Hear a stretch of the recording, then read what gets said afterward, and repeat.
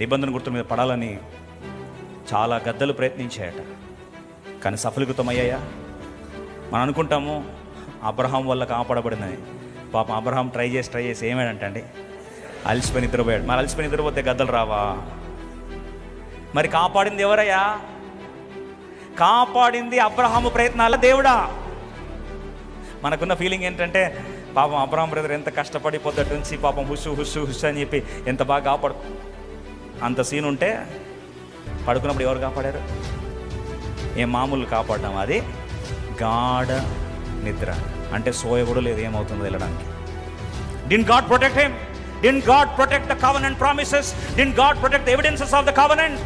వాగ్దాన నిబంధన గుర్తులను దేవుడు కాదా కాపాడింది? మాట చెప్పాలని ఆశపడుతున్నా. దేవుని ఆలోచన నిరంతరము నిలుచుననియు అది వమ్ము చేయబడడానికి సాధ్యపరచబడదని. No puny man or no any human being can disable what God has enabled. దేవుడు ఒకసారి స్థిరపరిచిన వాగ్దానాన్ని ప్రపంచంలో ఏ శక్తి కూడా ఆపలేదు.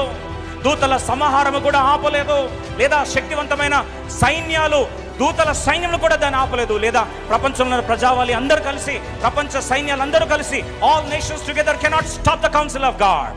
దేవుని సంకల్పాలను